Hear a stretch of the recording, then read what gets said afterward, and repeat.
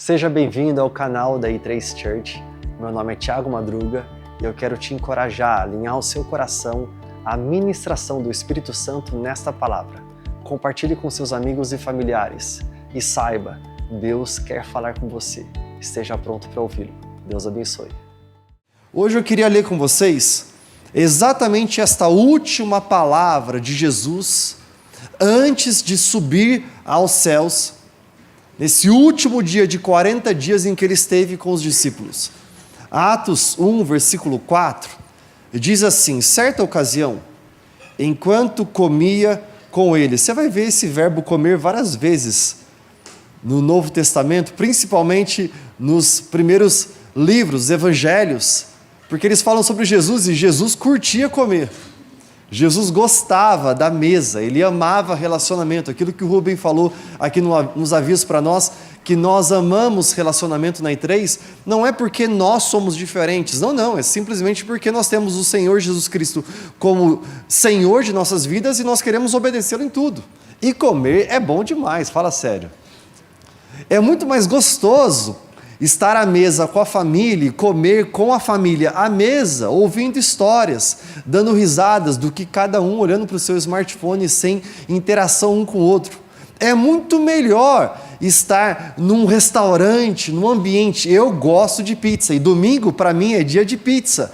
É bom demais você estar num lugar comendo pizza, dividindo aquela pizza grande com todo mundo. Pega um pedaço aqui, pega outro pedaço, mas eu queria também esse sabor, tudo bem, pede mais uma, vamos comer mais. É bom demais ter essa interação, é muito gostoso. Jesus Cristo, ele amava relacionamento. Ele nos chama para nos relacionarmos. Eu sei que neste momento, e eu falei isso nas semanas anteriores, vivemos uma epidemia silenciosa, solidão. Muitos homens e mulheres vivendo em solidão, comendo sozinhos. Esses dias, era segunda-feira à noite, tive um date night com a minha princesa, levei ela para o shopping porque nós íamos junto levar o Noah, o nosso chaveirinho, o nosso filho de 9 anos, e eu queria só sair eu e ela, e a gente conseguiu que uma moça, uma jovem nossa igreja, que ama muito o Noah, e sempre passeia com ele, eles foram no cinema, e eu e a Mi fomos jantar naquele restaurante, foi super gostoso, mas enquanto eu estava lá, eu reparei que somente a minha mesa, eu e a minha esposa estávamos jantando em casal. Tinha várias mesas, homens jantando sozinhos, mulheres jantando num restaurante gostoso, sozinhos. Deus não nos chama para isso, Ele nos chama para comunidade, Ele nos chama para nós sermos cheios daquilo que Ele derrama sobre nós e compartilharmos com o próximo. Jesus estava comendo com eles quando deu esta ordem. Cada palavra nas Escrituras é intencional porque é inspirada no Espírito Santo. E a palavra de Deus diz, enquanto Ele comia, enquanto Ele tinha esse relacionamento íntimo com eles, Ele fala assim: não saiam de Jerusalém. Esta é uma palavra que começa com um comando: não saiam, permaneçam aqui, esperem pela promessa do meu Pai, da qual falei a vocês. Nós lemos e estudamos nas últimas semanas, João 14, 15 e 16, é Jesus quem promete o Espírito Santo aos discípulos. Ele está falando, lembra que eu prometi isso a vocês? Você lembra que eu falei com vocês sobre o Espírito Santo, o Espírito Paracletos? Quem é o Espírito Paracletos? É Ele que é advogado, é Ele que é amigo, é Ele que é conselheiro, é Ele que é ajuda, Ele que é intercessor. É exatamente o Espírito Paracletos, o Espírito Santo, que eu tenho a vocês. É exatamente o Espírito Paracletos, Consolador, que está agora mesmo com a Brenda, por exemplo, que é membro da nossa igreja. Na segunda-feira de manhã eu recebo uma ligação, ela dizendo: pastor, eu estou muito mal, e ela chorava, estava aos prantos. Eu acabei de receber a notícia, o meu irmão, ele foi ao trabalho de moto, e no meio do trajeto ao trabalho teve um acidente, e ele faleceu, a família em luto. é o Espírito Paracletos, Consolador, que está com a Brenda, com seus pais, com seus familiares, agora mesmo consolando. É esta promessa de Jesus a nós, que nós não ficaremos sozinhos. Ele fala, essa promessa que eu falei para vocês, por que eu entrego elas a vocês, essa promessa a vocês? Porque João batizou com água, mas vocês serão batizados com o Espírito Santo dentro de poucos dias. Ele quer dizer, é muito breve, vocês serão batizados com o Espírito Santo. Eu amo o batismo. O batismo com água é uma confissão pública da minha fé em Jesus Cristo. Recentemente nós tivemos batismos aqui na igreja e foi maravilhoso o que Deus fez em nosso meio. Quando nós batizamos, o que acontece é que nosso corpo ele vai plenamente imerso na água. Tudo que há em nós é tomado por água. A sobrancelha, o longo cabelo, tudo é tomado por água. O que Jesus está dizendo é que vocês foram batizados com água. João batizou vocês com água. Lembra de João Batista que batizava no deserto, no Rio Jordão, batizando com água? Mas vocês serão agora batizados com o Espírito Santo. O que ele está dizendo não é que nós viveremos gotas da unção do Espírito Santo. Você já foi ungido por alguém? E a pessoa pega uma gota e ela coloca sobre a sua testa e te unge.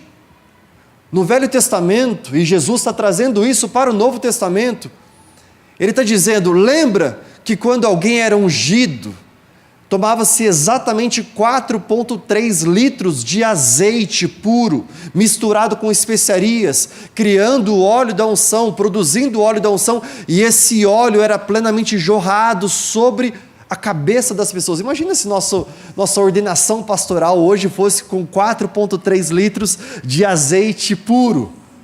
Imagina como seria logo depois da ordenação pastoral, logo depois da unção, a limpeza de tudo isso. O que Jesus está dizendo é, eu tenho o Espírito Santo que virá sobre vocês, e Ele tomará plenamente a sua vida. Plenamente o quê? A sua mente, os seus pensamentos, os seus sonhos, mas também os seus medos. A sua alegria, mas também o momento em que você se sente triste. Ele tomará os seus corpos, Ele tomará tudo, Ele te encherá por inteiro. Mas no grego, esse verbo, vocês serão batizados, na verdade é um caminho de um lado e outro lado. São duas vias, porque ele está dizendo, vocês serão batizados, ou seja, vocês receberão o Espírito Santo, mas quando estudamos no original, vemos que o mesmo verbo está dizendo, e vocês batizarão. Vocês receberão, e vocês também compartilharão aquilo que vocês receberam. Bem, nós temos aqui esse copo, muito obrigado por trazer esse copo com água para mim, eu agradeço muito. Esse copo parece estar cheio, mas ele não está cheio. Só uma forma desse copo estar plenamente cheio é se eu continuar jogando mais e mais água aqui, até que de repente ele chegue, a quantidade de água chega até o limite aqui do copo. Se chegar até o limite e não escorrer, não está cheio. Agora, quando eu insisto e coloco mais e despejo mais e mais, ele começa a transbordar. É isso que Jesus está dizendo. Vocês serão batizados, cheios de tal forma que vocês transbordarão, e pelo seu transbordar, vocês batizarão aqueles que estão à sua volta. Eu creio plenamente na promessa de Jesus. Tudo, absolutamente tudo que a Bíblia fala para nós, eu acredito. Não tem como nós crermos parte das Escrituras e outra parte eu quero administrar da forma que eu quero administrar. Não, não. A Bíblia é plena. Ele é o Senhor. Nós somos o seu rebanho e nós obedecemos integralmente tudo o que Ele tem para nós. E o que Ele está dizendo é que eu tenho para vocês um encher tão abundante que vocês transbordarão e vocês batizarão quem está ao seu lado. Nós precisamos disso. Sabe, no Velho Testamento, os homens mais respeitados e temidos na terra eram os profetas. Eles podiam ver o que ninguém podia ver. Mas esse não era o atributo principal da vida deles. O atributo principal da vida deles é porque eles eram cheios do Espírito. No Novo Testamento, nós vemos homens e mulheres se levantando como grandes profetas, sacerdotes, apóstolos. E eles, em muitas ocasiões, veem o que nenhum outro homem vê. Mas este não é o maior atributo da vida deles também. É porque eles eram cheios com o Espírito Santo.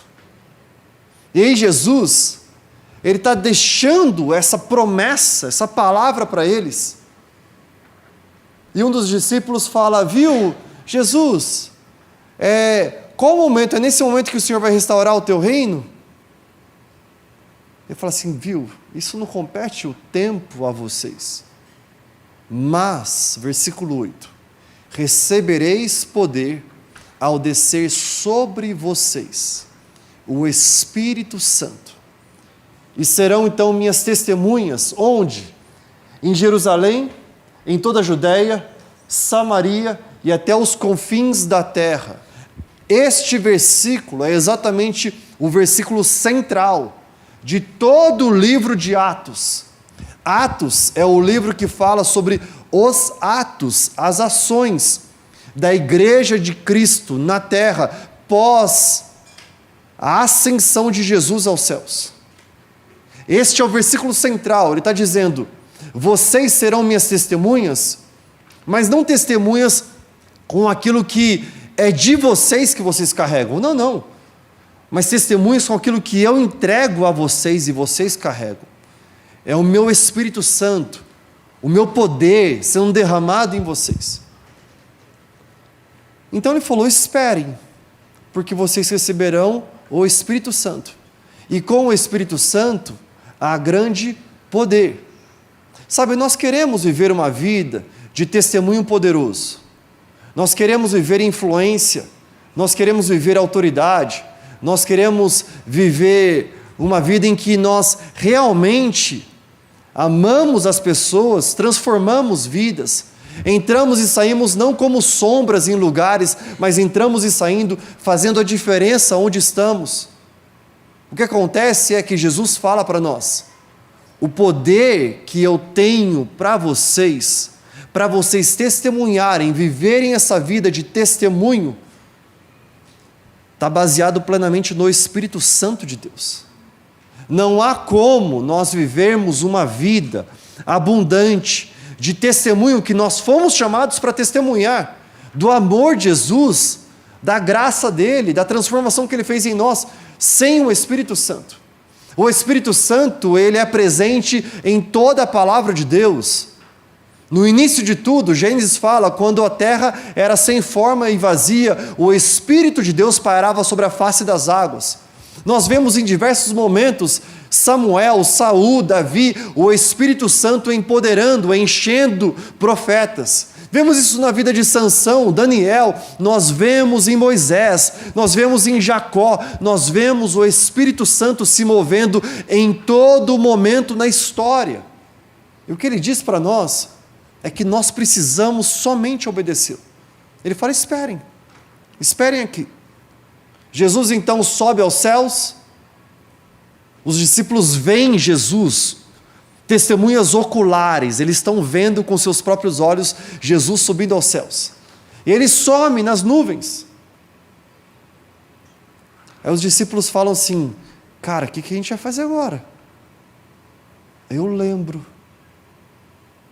que ele acabou de falar para nós: esperem aqui em Jerusalém, porque vocês serão minhas testemunhas quando a minha promessa, o Espírito Santo, for derramado sobre vocês. Galerão, foi o seguinte: vamos esperar.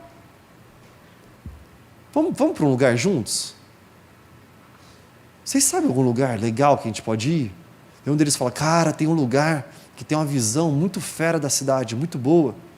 Chama Cenáculo, andar superior. Vamos para lá? Aí eles vão. E eles estão caminhando para este lugar. E aí são 12 discípulos. Na verdade 11, porque Judas já tinha traído, já tinha abandonado. E aí se junta mais homens e mulheres.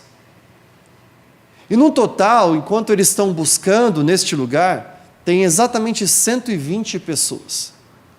Eles buscam o Espírito Santo ali. Ah, como eu gostaria de saber quais foram as orações deles neste tempo. Eu amaria saber. 10 dias buscando incansavelmente o Espírito Santo, se derramando diante dele. Como eu gostaria de ter relatos.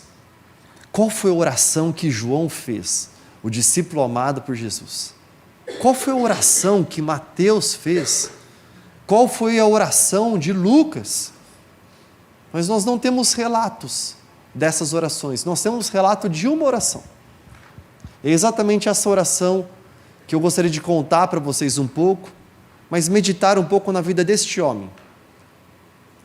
Pedro, ele estava no meio dos discípulos, lá orando. Quem é Pedro?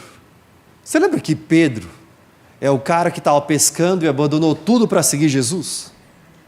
Você lembra que Pedro é o cara que obedeceu Jesus, lançando a rede para o outro lado, teve uma grande pesca, teve a pesca diante dos seus olhos, poderia viver com a economia daquilo e falou assim: não, eu tenho o maior tesouro, Jesus, aqui diante de mim, eu deixo a economia dos homens para seguir Jesus. Ele segue Jesus. Pedro é intenso, é absurdamente intenso. Pedro é aquele que fala na hora inapropriada. Pedro, ele é muito acelerado. Pedro é aquele que quer proteger Jesus. Quando os soldados vêm prender Jesus, ele pega uma espada, ele corta uma orelha, ele quer resolver as coisas com a sua própria mão. Pedro é aquele que tem uma revelação de quem é Jesus. Tu és o Cristo, o Filho do Deus vivo. Jesus olha para ele e fala assim: essa revelação não veio de você, mas veio do meu Pai, a sua vida. Uau, que maravilhoso! Sobre esta pedra, essa revelação, eu edificarei a minha igreja. Mas momentos depois, é Pedro quem está falando para Jesus: ei, eu não posso obedecer exatamente tudo que o Senhor me propõe, porque Jesus estava propondo ser humilde plenamente diante de todos os apóstolos. E aí, de repente, é Jesus quem fala para ele: arreda-te de mim, Satanás. Pedro é um homem de ups and downs, altos e baixos. Ele é um cara que uma hora ele está acertando muito, uma hora ele está errando muito. Pedro é o cara que olha para Jesus e ele fala assim: eu nunca negarei o seu nome. Escuta o que eu estou te falando. Nós estamos aqui num banquete, comendo a última ceia. O Senhor está falando que um de nós vai te trair, mas eu prometo para você, eu nunca negarei o seu nome. É Pedro também que não quer deixar Jesus lavar os seus pés, e Jesus fala: viu, se você não deixar eu lavar os seus pés, você não terá parte comigo. Então Pedro fala: então, não somente os pés, mas as mãos, a cabeça, tudo, me lava por inteiro. Jesus fala: cara, não precisa. Pedro, você exagera demais, cara, relaxa. É Pedro, este cara de altos e baixos, falou que não queria negar. Jesus é preso pelos soldados romanos, é levado então a um processo judiciário para poder condenar ele. E o que acontece? Ele está sendo confrontado por uma garota e ele nega Jesus 1, 2, 3 vezes. É Pedro quando vê Jesus que ele ressuscitou e ele fica tão cabisbaixo devido à sua reação de ter negado Jesus, que ele está lá pescando, tentando encontrar Jesus novamente naquele passado dele de entrega. Ah, se eu pudesse voltar atrás e me entregar a Ele. Jesus, então, aparece naquela margem daquela praia e fala: Pedro, corre para cá. Pedro é o cara que intempestivamente pula daquele barco, começa a nadar e chega até Jesus, e ele come um churrasquinho de peixe maravilhoso que Jesus preparou para ele à beira ali do mar. Este é Pedro. Pedro é um homem bom, mas Pedro é um homem como eu e você, que quer fazer tudo com as nossas forças. E o que acontece? Esse Pedro que ouviu a palavra de Jesus, espere. O que ele faz? Ele está lá, primeiro dia de oração. Senhor, eu te adoro, eu te glorifico. Jesus, obrigado porque o Senhor veio ao mundo, morreu naquela cruz por nós, ressuscitou, me perdoou, me salvou. Segundo dia, ele está também no meio da oração, assim: Espírito Santo, vem, eu quero a tua presença. Eu acho no terceiro dia, no máximo no terceiro dia, tá? Eu estou exagerando, eu acho que talvez foi menos. Ele já se levanta falando: pessoal, eu sinto o Espírito Santo falando algo aqui para mim, eu quero compartilhar com vocês. O que eu sinto é o seguinte: vocês lembram que Judas, ele traiu Jesus? Ele teve uma recompensa financeira por essa traição. Ele comprou um campo, mas na hora que ele chegou nesse campo, ele fez o quê? Ele se matou. Aí ele vai falar que a sua cabeça partiu ao meio, que as suas entranhas saíram para fora, no meio da oração. Cara, acabou o clima da oração. Todo mundo olhando assim: o que você está falando, Pedro? Pois é, então, com base nisso, gente, nós precisamos levantar um discípulo entre nós para ser 12 apóstolos. Porque eu acho que Jesus Cristo, ele fez tudo perfeitamente. E eu vou consertar aqui uma coisa que Judas errou, então eu vou consertar. Precisamos de mais um apóstolo aqui no nosso meio, precisa ser 12. Os discípulos, eles ficam meio assim, porque assim, será que ele já está cheio do Espírito Santo, nós que não sabemos? Será que é ele que tem autoridade? O que está acontecendo aqui? Eles falam: tudo bem, tá bom, Pedrão. O que você propõe? Vamos lançar sorte. Tem 2 homens aqui entre nós, José e Matias, 2 homens bons. E a sorte cair em um deles, vai designar que este será o próximo discípulo, um dos 12 apóstolos. Todo mundo topa. Aí eles lançam sorte. Caem na vida de Matias. Matias é eleito novo discípulo, apóstolo, entre os 12 apóstolos, os 12 discípulos de Jesus. Pedro faz aquilo que eu e você somos especialistas em fazer. Sabe o que ele faz? Ele não obedece o primeiro comando: esperem. O que ele faz? Ele age. Com base no que eu estou falando isso? O nome deste homem, Matias, ele é mencionado apenas no final do capítulo 1 de Atos e nunca mais em toda a Escritura. Este homem que foi eleito o novo apóstolo, nunca mais é mencionado em toda a Escritura. É exatamente isso que acontece quando eu e você não sabemos fazer uma coisa bem simples que Jesus nos ensina a fazer. Espere. Espere.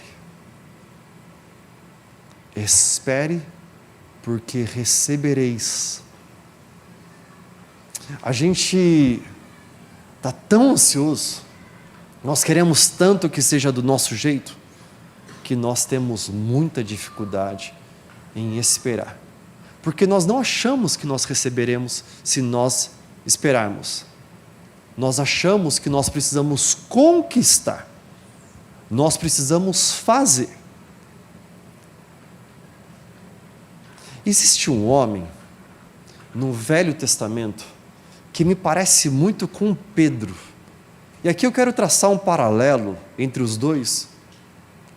E o que eu vou compartilhar com vocês não é revelação que veio a mim de aqueles profetas que falam, né, de mim mesmo, né? Eu falo para ti de mim mesmo, né? Eles falam desse jeito. Não, não é algo que veio de mim, mas é algo que veio do Espírito Santo. Sabe, Pedro tem uma posição muito importante no Evangelho. Porque é este Pedro que, cheio do Espírito Santo, faz a primeira pregação e milhares de pessoas se entregam a Jesus. Mas existe um homem também no Velho Testamento que, como Pedro, ele tem uma importância de ser primeiro. O nome dele é Jacó. Jacó foi o primeiro, por meio dele, que a nação de Israel foi criada. Abraão, Isaac, Jacó. Mas quem é Jacó? Jacó é um cara parecidíssimo com Pedro. Jacó, quando está no ventre da sua mãe, Jacó faz de tudo para não deixar o seu irmão Esaú sair primeiro, porque quem sai primeiro sai com a primogenitura, a bênção da primogenitura. Ele faz de tudo para sair primeiro, ele não consegue sair primeiro, aí ele agarra no calcanhar do seu irmão Esaú, porque ele quer conquistar a sua identidade, a sua bênção, a sua vida abundante por meio dos seus próprios esforços. Quando ele está com a mãozinha assim para fora, eu imagino que alguém deve ter dado um tapa na mão dele, ele solta, Esaú sai primeiro, e ele fica então a sua infância e início de adolescência toda, pensando, o que eu devo fazer para enganar o meu irmão Esaú, para conseguir a bênção que é dele, mas para mim? Quais devem ser as minhas ações? O nome dele já carrega exatamente esse estigma. Quando Isaac e Rebeca olham para ele, diante do nascimento, dão o nome a ele de Jacó, que significa usurpador, enganador. E ele procura com seus próprios esforços, ele vê o seu irmão chegando faminto, ele fala assim, viu, eu posso fazer uma comida maravilhosa para você, se você me der o seu direito de primogenitura, sua bênção para mim. O irmão dele, faminto, fala, tudo bem, eu vou trocar com você. É este Jacó que se arranja com a sua mãe, ele prepara uma estratégia para enganar o seu pai, para que o seu pai, agora, perdendo as vistas, pudesse colocar as mãos sobre ele e o abençoar, e derramar sobre ele a bênção da primogenitura. A estratégia dá certo, mas está dando certo como? Por meio da sua própria força, sua enganação. De repente ele é abençoado por Isaac, mas enquanto ele é abençoado por Isaac, o que acontece? O seu irmão Esaú aparece, olha para ele com olhos cheios de raiva, de rancor, lembrando que lá atrás você quis me fazer vender a minha primogenitura, agora você está de fato roubando do nosso pai. O seu irmão faz de tudo então para matá-lo. Jacó decide, eu não posso mais ficar em casa, eu preciso fugir, porque senão o meu irmão vai me matar. E o que acontece é que este homem, Jacó, está buscando aquilo que ele quer, como ele quer, da forma que ele quer, mas o tempo todo precisando olhar pelos seus ombros para ver se a ameaça não chegará. Quando a gente fica buscando o que nós queremos, como nós queremos, nós não nos sentimos assim? Cansados. Eu posso até estar vivendo um pouco da minha vida financeira como eu queria, mas eu estou cansado. Eu posso até estar vivendo um pouco dos meus sonhos que eu queria, mas eu estou esgotado. Só que existe um encontro deste homem, Jacó, que redefine tudo. É que eu quero apresentar para vocês. Gênesis 28, versículo 10. Jacó, então, inspirado pelos seus pais, seu pai Isaac fala, ei, foge, procura Labão, irmão da sua mãe, vai para lá, seu irmão, se você ficar aqui, seu irmão vai te matar. E olha o que diz o versículo 10. Jacó partiu de Berseba e foi para Harã. Era uma viagem longa, bem longa. E chegando a determinado lugar, parou para pernoitar, porque o sol já se havia posto. Tomando uma das pedras do local, colocou-a sob a cabeça para deitar-se. Ali sonhou que havia uma escadaria que se erguia da terra, cujo topo alcançava os céus e pela qual os anjos de Deus subiam e desciam. Acima dela, em pé, estava o Senhor, que lhe disse: Eu sou o Senhor, o Deus de Abraão, o seu pai, e o Deus de Isaque. Darei a você e a sua descendência a terra na qual você está deitado. Você repara aqui uma similaridade nas palavras? Recebereis poder, eu darei a vocês. Eu darei a descendência a você. Jesus falou: recebereis poder. Ele não está falando, vocês conquistarão, vocês trabalharão para conseguir isso. Ele está dizendo, eu vou dar a vocês. E olha o que ele diz: os seus descendentes serão como o pó da terra e se espalharão para o oeste, para o leste, para o norte e para o sul. Todas as famílias da terra serão abençoadas por meio de você e da sua descendência. Você repara aqui uma similaridade entre as palavras de Jesus e Deus Pai para Jacó. As palavras de Jesus: vocês serão batizados para transbordar e batizar. Você é abençoado para abençoar. O que ele está dizendo? A sua descendência será tão abençoada que da terra todas as famílias serão abençoadas por meio de você. Eu estou com você e cuidarei de você, aonde quer que vá, e o trarei de volta a esta terra. Não o deixarei enquanto não fizer o que lhe prometi. Quando Jacó acordou do sono, disse: sem dúvida, o Senhor está neste lugar, mas eu não sabia. O que fez ele estar neste lugar? Nós lemos no comecinho de tudo. Chegando a determinado lugar, parou para pernoitar, porque o sol já havia se posto. O que fez ele estar no mesmo lugar? É porque ele estava cansado. E ele precisava descansar. Eu não sabia que o Senhor estava aqui. Olha como a palavra continua dizendo para nós. Com muito medo ele disse: temível é este lugar. Não é outro senão a casa de Deus. Esta é a porta dos céus. Na manhã seguinte, Jacó levantou-se cedo, pegou a pedra que havia posto sob a cabeça, colocou-a em pé como coluna e derramou óleo sobre o seu topo. Essa história muda a vida de Jacó. Porque ele tem uma visão. Ele dorme sobre uma pedra. Durante esse sono, ele tem uma visão. Ele vê uma escada que inicia na terra e chega ao céu. E ele vê exatamente anjos subindo e descendo, subindo e descendo. No topo ele vê Deus, a porta dos céus aberta. Deus diante dele dizendo: eu sou o Senhor, o Deus de Abraão, de Isaque, de Jacó. E ele entrega uma palavra profética, uma promessa a ele. Olha que maravilhoso isso. Mas o que ele diz aqui? Ele falou assim: este lugar é a casa do Senhor. Ele recebe essa promessa, ele recebe essa palavra profética, e o que ele decide fazer? Ele acorda, esse lugar realmente é a casa de Deus. Ele pega aquela pedra que ele tinha somente deitado sobre ela, ele levanta ela, dizendo: aqui eu edifico um altar de adoração. Mas tem algo que ele faz aqui, que é muito essencial para nós. Ele pega o azeite, ele derrama sobre o topo. O que tem a ver essa história com a história de Atos 1? E daqui a pouco vamos ler Atos 2. O que tem a ver?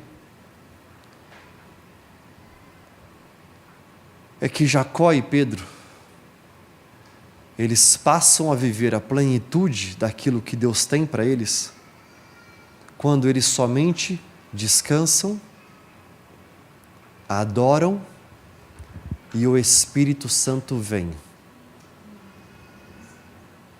Eu e você precisamos fazer só uma coisa: descansar, adorar. Jacó pega uma pedra, levanta ela e diz: eu inauguro um altar de adoração a Deus. E o azeite simboliza o Espírito Santo sobre a casa de Deus. O nome deste lugar é Betel, casa de Deus. O que Pedro vai fazer? Quando nós voltamos lá em Atos capítulo 1, agora capítulo 2, o que Pedro faz? Pedro, ele para de falar. Ele para de tentar buscar soluções com suas próprias mãos. E ele somente descansa. Quando ele descansa e ele adora, olha o que acontece, eu quero ler com vocês. Quando chegou o dia de Pentecoste, estavam todos reunidos em um só lugar. De repente, veio do céu um som como de um vento forte, muito forte. Encheu toda a casa na qual estavam sentados. Apareceram línguas de fogo que se separaram e pousaram sobre cada um deles. Todos ficaram cheios do Espírito Santo e começaram a falar em outras línguas, conforme o Espírito permitia que se expressassem. Quando Pedro e os discípulos decidem descansar e adorar, o óleo, o azeite é derramado e eles passam a ver o que ninguém está vendo, a ouvir o que ninguém está ouvindo e a falar o que ninguém está falando. Por que é que profetas veem o que ninguém vê? É o Espírito Santo. Por que os profetas falam o que ninguém está falando? O nome dele é Espírito Santo. Por que os profetas eles conseguem ouvir o que ninguém está ouvindo? Por causa do Espírito Santo.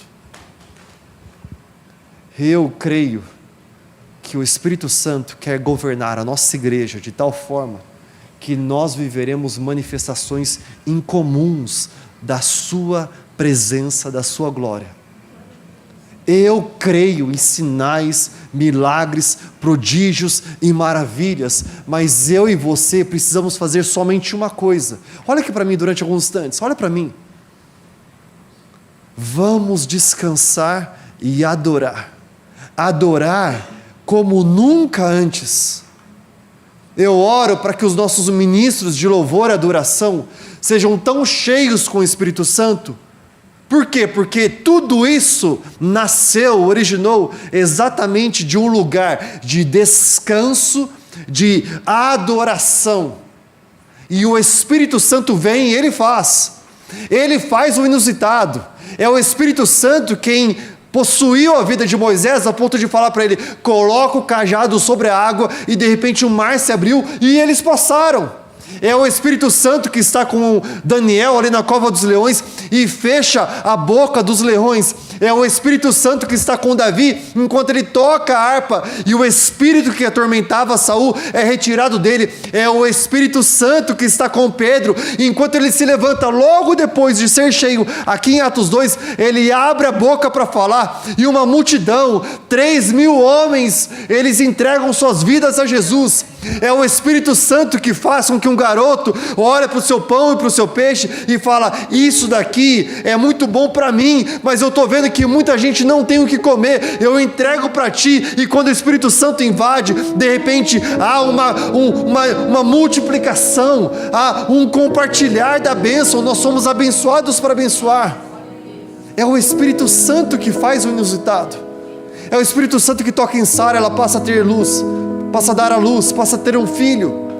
É o Espírito Santo que Ele toca em Ana, que está chorando, clamando: se o Senhor me abençoar, me entregar um filho, eu entregarei a ti. E de repente Samuel nasce, e nasce um grande profeta. É o Espírito Santo quem toma Débora, a primeira juíza, profetiza entre o povo de Deus, e ela se levanta com audácia, ela se levanta cheia de coragem. É o Espírito Santo que faz tudo isso. Nós precisamos do Espírito Santo no Velho Testamento, no Novo Testamento, e hoje, 2025, mais do que nunca, eu e você precisamos ser guiados pelo Espírito Santo. O que eu não quero é que nós sejamos conhecidos como homens e mulheres que conhecem um pouco da palavra de Deus, que vão a uma igreja bonita, que temos os nossos rituais cristãos, e a gente vai à igreja aos domingos, nós celebramos a Páscoa, celebramos o Natal, nós temos o nosso tempo de relacionamento em grupos pequenos, e tudo bem. O que eu quero é que nós sejamos conhecidos como homens e mulheres cheios do Espírito. Tão cheios do Espírito que onde você entra, não importa qual lugar que você entra, pode ser dentro de um processo jurídico, pode ser dentro de um tribunal, pode ser dentro de uma reunião de negócios, pode ser num estádio de futebol, pode ser lá dentro de um lugar fashion, um lugar de moda, pode ser numa sala de aula, não importa onde você esteja, você transborda tanto da presença dele, que as pessoas à sua volta são batizadas com o Espírito Santo. A palavra fala que enquanto Pedro ele caminhava, a sua sombra curava as pessoas. Não era o poder que há na vida de Pedro, é o Espírito Santo jorrando nele. Ele somente fez uma coisa: descanso e adoração. Descanso e adoração. Ah, como precisamos aprender o que é descansar. Porque o descanso é quando nós estamos fracos. Jacó estava fraco, ele precisava dormir. A palavra de Deus fala que o seu poder se aperfeiçoa em nossa fraqueza. Faça duas coisas somente: descanse e adore. Ontem eu tive um dia que foi indescritível, foi maravilhoso, mas que dia difícil. Eu acordei cedo, coloquei um terno, uma gravata, vim à igreja, celebrei um casamento. Às 11 horas, depois da celebração desse casamento, fui correndo para casa, coloquei tudo aquilo que era preparado para uma primeira prova de triatlon que eu teria. Coloquei a bicicleta no carro em cima, a família toda no carro, e vamos para Indaiatuba para a primeira prova. O limite para a retirada ali dos kits era 12:30. Eu consigo chegar exatamente 12:25, 5 minutos. Pego a numeração, pego a bicicleta. Eu não sabia que triatlon não tinha tanta parafernália assim, porque é a primeira prova que eu fiz, eu não sabia que eu precisava de tanta coisa assim. Eu estava lá caminhando, assim, carregando, já fiquei cansado nisso.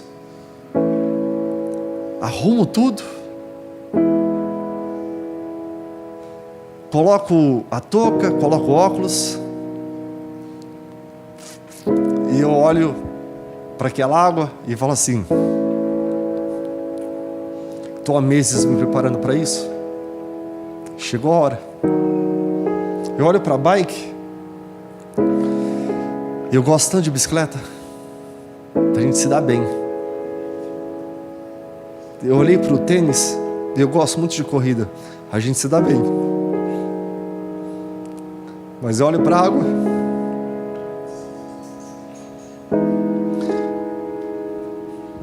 Eu tinha 8 anos quando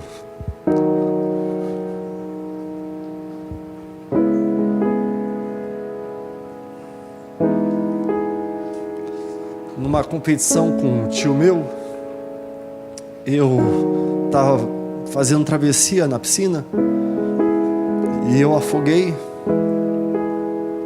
Meu pai estava no 3º, 4º andar desceu correndo, me tirou da água, fez respiração boca a boca, e eu voltei a viver. Eu criei um trauma de água. Eu gosto de água, mas não sabia que era um trauma tão grande assim, até eu olhar para frente e falar, eu vou aprender a nadar. Eu tenho 40 anos, eu vou aprender a nadar. Agora eu tenho 41. E eu comecei a fazer aula de natação. E eu lembro as primeiras aulas, era tão difícil. Acho que o pessoal lá do clube, eles olhavam eu atravessando a piscina de um lado para o outro, e chegando do outro lado, sabe quando você tá respirando tão forte, eles falam assim, mas esse cara tem problema, não é possível. E eu estava vencendo o medo. E eu olhei para todos esses meses de preparo, e eu já estava me sentindo tão confortável na piscina, eu me sinto tão confortável agora.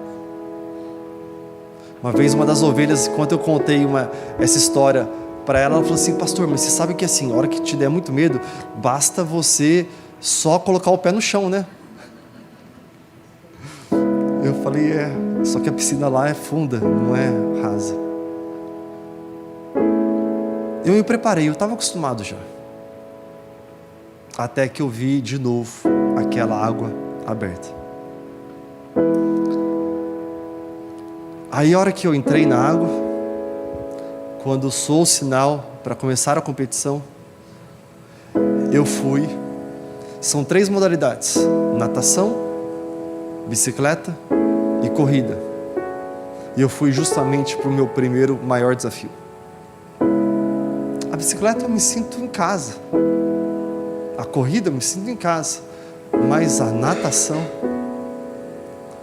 eu nadei 100 metros, talvez 50 no máximo. E a primeira água, ela entrou na boca. E eu lembrei da água entrando quando eu tinha 8 anos. Começou a me dar um pânico. E eu pensando, Deus, o que eu fiz? Eu sou macho, eu trouxe minha esposa e meu filho aqui. Se eles não tivessem, eu já teria desistido. E eu continuei. Aí eu comecei a reparar que eu estava, talvez nadando no máximo 200 metros, e eu estava com o corpo exausto. Exausto. Você sabe que você está em apuros quando 3 caiaques passam do seu lado e falam, tá tudo bem? Tá tudo bem? E eu estava assim nadando, sem parar, mas não estava tudo bem. E eu lembro exatamente que neste momento, chegou um momento que eu fiz uma coisa que eu falei, eu só posso fazer isso. Eu estava nadando, tentando, aí eu virei de cabeça para cima, fiquei batendo o pé, fiquei mexendo os braços um pouco, e falei, Deus, em Ti eu descanso. No que eu disse isso, eu senti o poder que se aperfeiçoa na minha fraqueza. E Ele me encheu. Aí eu virei de novo e eu fui nadando. Mais uns 300, 400 metros. Exausto, eu virei de novo, fui batendo o pé, virando. Em Ti eu descanso, ó Deus. E eu senti um poder que se aperfeiçoa na minha fraqueza. Eu e você, quando nós passamos por dificuldades, quando nós tentamos vencer a vida com nossas próprias forças, a gente parece que nada e não sai do lugar. É exatamente aqui e agora que eu e você precisamos aprender de uma vez por todas que a nossa vida vai continuar indo de ciclos de exaustão e exaustão e exaustão, a não ser que aqui e agora, hoje, eu e você descansemos e e adoremos e recebamos o Espírito Santo. Eu lembro quando eu concluí a parte da natação, eu saí da água, minha esposa estava logo de cara. Vai, paizão! Meu filho, vamos, pai! E eu exausto. Ela tem um vídeo disso. Eu olhei para os dois, vamos! E ela pensou assim, nossa, ele tá forte, ele tá bem, né? E eu tava assim, exausto. Mas eu falei, melhor ficar bem na foto, no vídeo. Aí eu entrei na bike, comecei a tomar água, comecei a andar, a força foi revigorando. Fiz uma bike boa, saí, peguei os tênis, calcei-os, fiz uma corrida muito boa e terminei a prova. Na ida, no caminho, eu lembro a minha oração no carro com a minha esposa. Paulo disse, eu combati o bom combate, eu terminei a corrida, eu guardei a fé. E essa é a minha oração. Eu não quero terminar a corrida, terminar aquilo que nos é proposto na vida, vivendo na exaustão dos nossos próprios esforços. Mas Paulo teve condições de falar isso com leveza de espírito de coração, porque Paulo foi cheio com o Espírito Santo. Ontem, enquanto eu corria, na hora que eu terminei, uma pessoa falou assim, viu, você corre forte, né? Eu estava ali do seu lado, assim, ele estava bem na minha frente, porque ele fez a natação muito melhor que eu, e eu passei ele, você corre forte, né? Eu falei, pois é, o poder que se aperfeiçoa na fraqueza. Estava correndo e vi uma das ovelhas que está aqui presente, que foi campeã, primeiro lugar, é isso mesmo, não é? Terceiro, parabéns. E eu não sabia, né? Eu só estava correndo, eu só preciso chegar. E ela, pastor! Eu falei, viu, alguém me descobriu aí, vamos embora. Vamos. O que eu e você precisamos fazer é só isso. Eu posso te encorajar a você ficar de pé agora?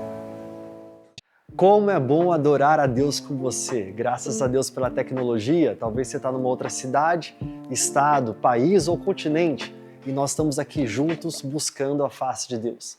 Eu quero compartilhar esse QR Code, basta você apontar a câmera do seu celular para ele e você vai ser direcionado ao nosso WhatsApp. Nós queremos ouvir qual é o seu pedido de oração. Nosso time de intercessão está pronto para orar e interceder a Deus Pai por sua vida e sua família. Além disso, nós acreditamos numa igreja pastoral, em que as ovelhas são pastoreadas. Se você está precisando de um aconselhamento pastoral, talvez conversar, compartilhar aquilo que está acontecendo com você, eu quero dizer que nós estamos aqui a seu dispor, porque acreditamos que o reino de Deus é para ser vivido hoje. É por isso que nós vivemos em comunidade, próximos uns dos outros. Bem, essa palavra falou com você, não falou? Falou comigo de forma tremenda e eu quero te encorajar. Compartilha com seus amigos, familiares. Vamos juntos compartilhar as boas novas do reino de Deus e da palavra de Deus. Deus abençoe muito você.